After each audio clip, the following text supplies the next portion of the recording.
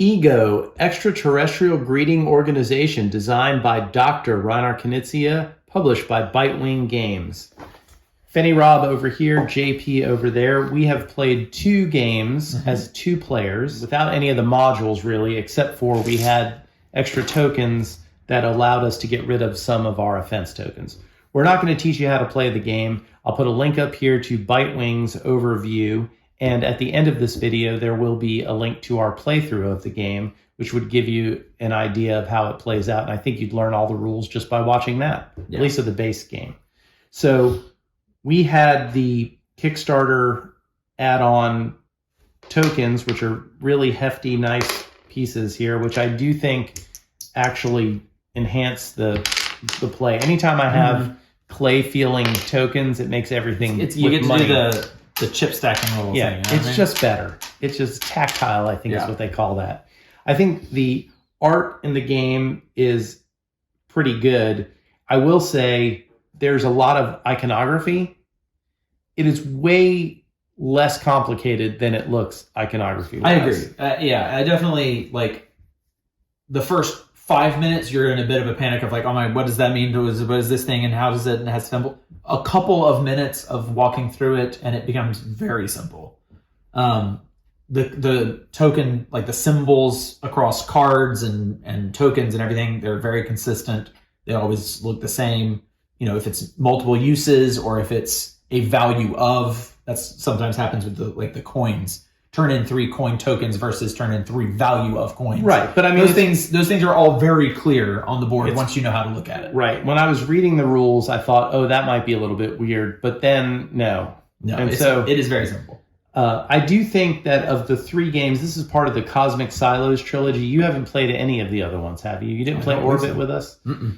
So we've covered all of them on the channel. It's just been me and different people each time, which is fine because it's good. You're given a first impression. Sure. And I do have the luxury of having played the other 2 before this. And I will say the art in this game is contrastingly less vivid color-wise. Silos and Orbit are much brighter, and I'm not going to pull them off the shelf, but you can see them. They're very orange, blue. Yes, very bright. The whole thing has a kind of a 50s sci-fi feel to it. Yeah.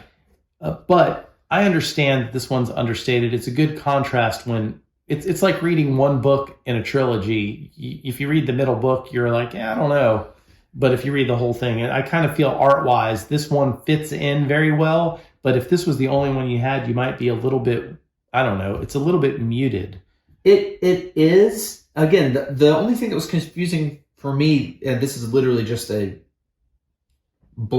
box cover kind of impression, was, and I said this in our playthrough for it, without reading the subtext here, I saw ego and a person's head blowing up with all sorts of inner things, and it did not initially read as a space negotiation kind of game to me. Right, you thought it was something... Yeah, I thought it was maybe a psychological game or some sort of like a deduction kind of game.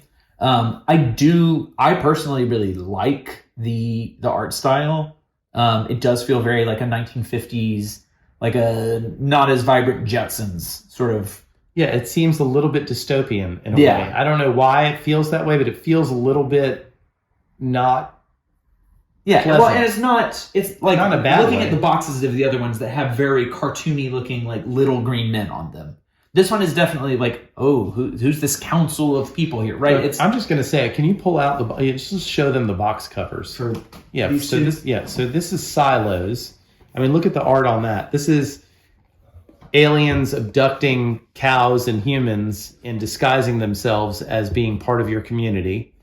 And then that one is a race game that looks, like these people are having a grand old time. Right. It seems like they might be on drugs. But as you see, the different colors they're much more vibrant than this. But it does make me at least appreciate that, for someone who hadn't seen those before, you did like the art. And the art on this is by Marie Bergeron and Bridget Indelicato.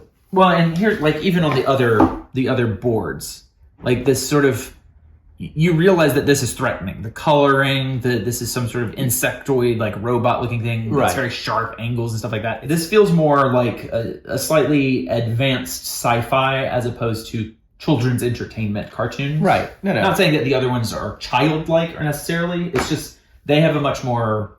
This one feels like a heavier theme somehow. It does. Well, anyway, that's enough about this. But I mean, I think it pops in its own way, but that's just our thoughts about the art. As far as gameplay goes, it's basically a reskin, and there are several rules that were streamlined from a game by Reiner Knizia called Beowulf. I've never played that game. That was kind of before I got into the hobby again. I think it was from the early 2000s. But I feel like no matter what that theme was, this has got to be better. For me, at least, I know it would be. A Beowulf theme with auctions and bidding. Yeah. Doesn't seem... Again, having never played that game and only knowing Beowulf from, like, high school English lit. Grendel is the bad guy. Yes. Right. I remember that. You know, it does. I guess there is, like, a bit of going out and adventuring and, but Beowulf is definitely like solo fighter going out there to solve the thing. This definitely, the concept of like, we're all on this adventure together, but you're really pulling for yourself to be the best example of the group. Right.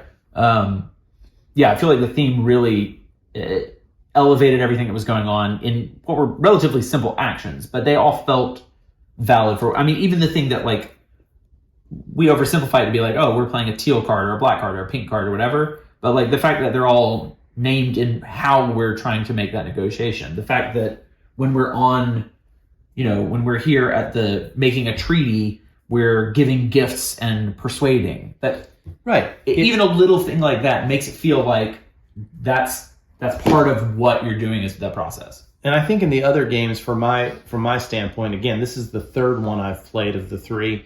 I feel like in a weird way, even though any theme could have been in these three games, the way they tied them in together actually does kind of fit. It really does shine through here in a way that I did not think it would.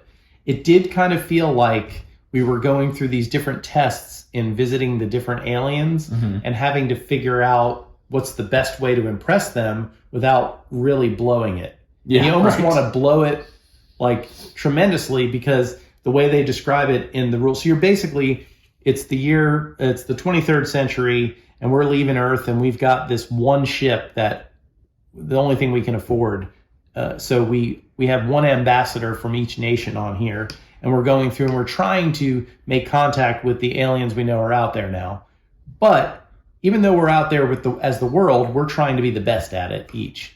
So it does kind of feel that way. You keep taking these insult tokens, which plenty of games have the deals where it's got this reverse economic thing. It's like you get just a few of them, you get a few points, you get a lot of them, you get a lot of points. But then once you get into negatives, it becomes a point of no return. It's almost like how much are you willing to go to the line? And if you might be able to time it perfectly and score and get the maximum out of taking the risk. But if you don't do it, it's minus 40 points if you get 11 of these tokens. Yeah. And you can totally get 11 tokens if you just let yourself go.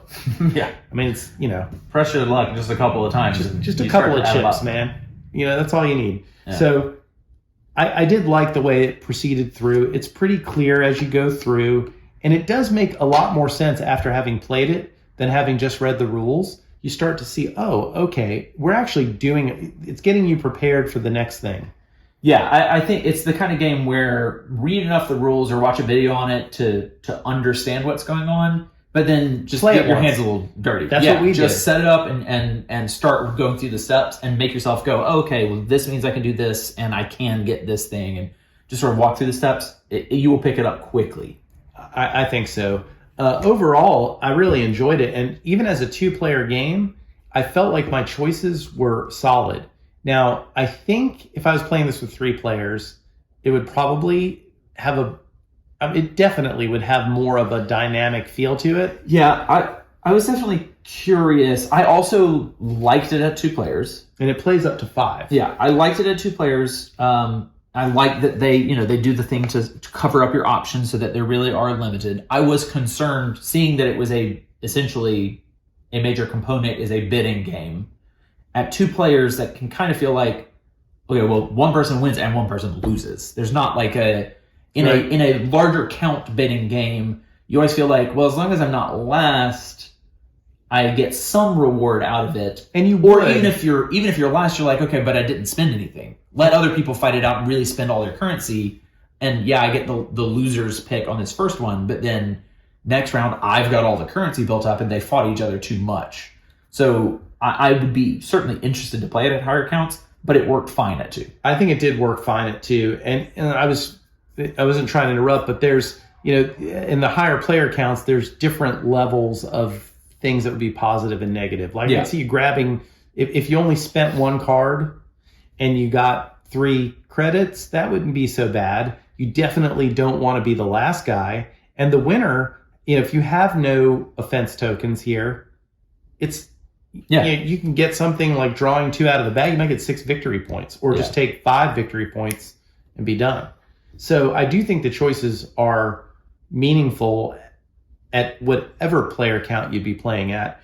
And in my experience, I mean, there are some Reiner Knizia games where the 2-player, it just isn't as good. I mean, I get that. Well, sometimes with games like this, you feel like the 2-player is a variant for the game. Right. It's almost like not a built-in we want to advertise that you can play it for 2 players because 3 to 5 players knocks out a lot of players that don't have 2. But if it was just you and me and this was a game that we had to play, or even I might choose to play this game as a 2-player game, which is, I think, somewhat of a testament to the design to it.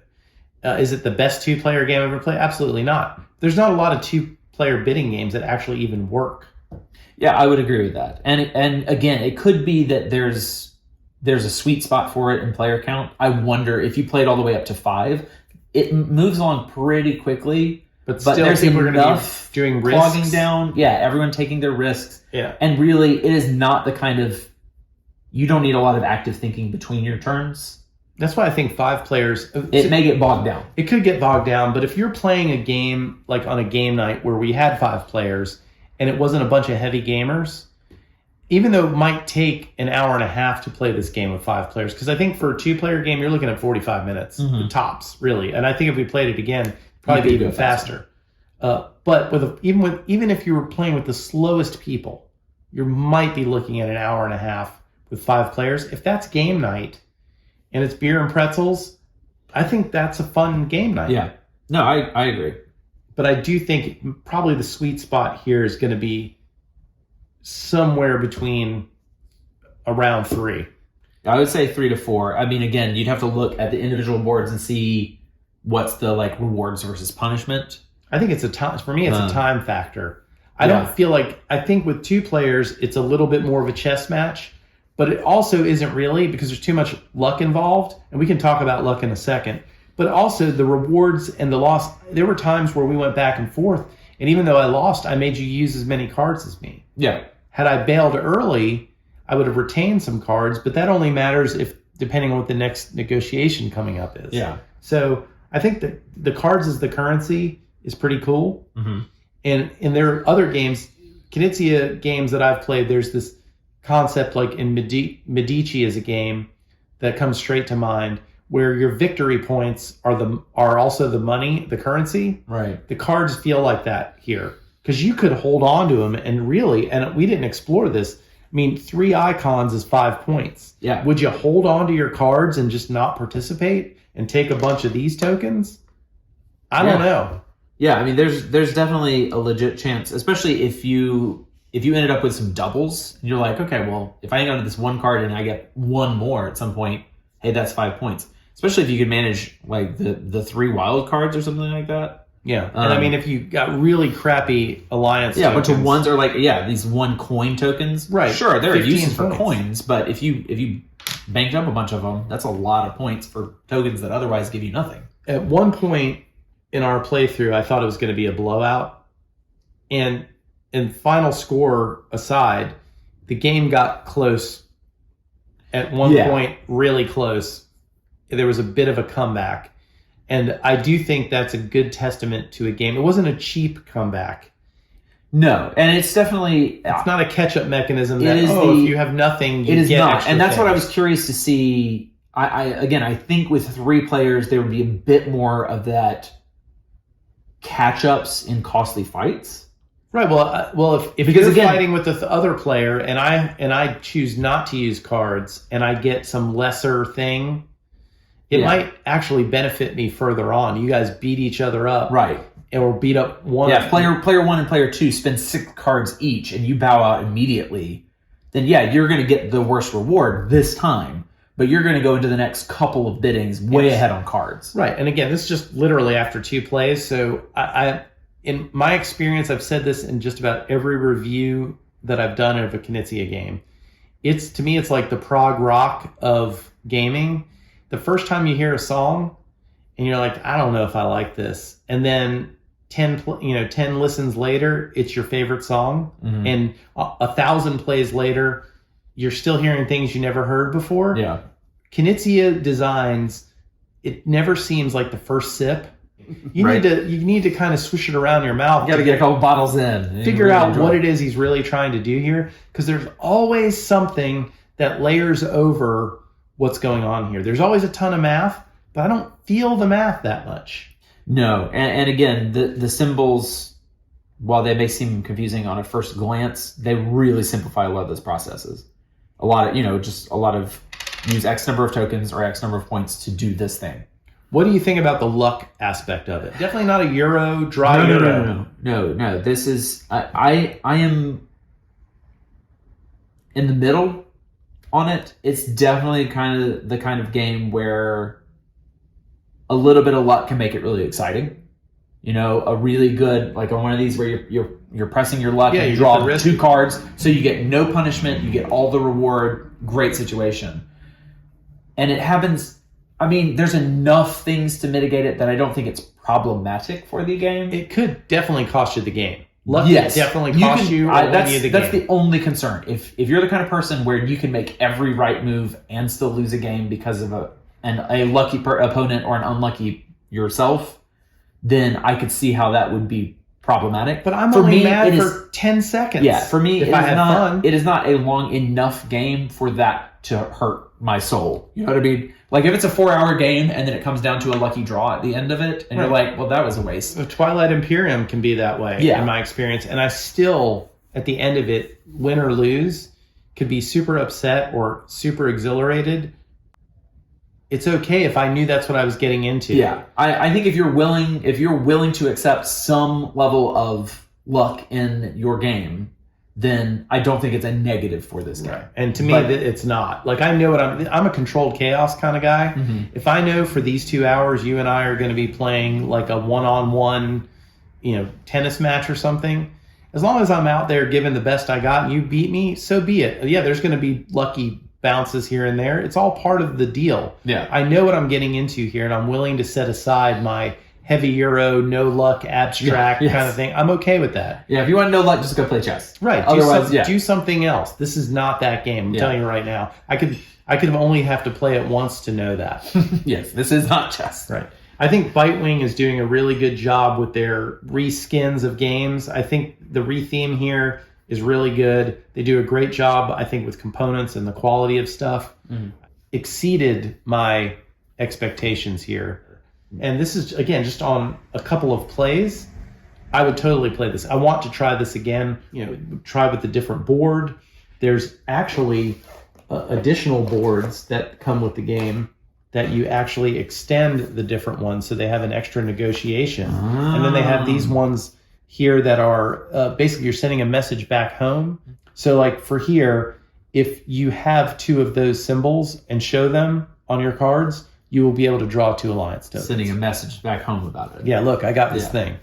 And you only get it once, but it's kind of just a little thing. Yeah. So, I mean, there's definitely variability here. And there's other modules with these circular ones that will add some more things where basically whoever's got the most of something also gets a bonus.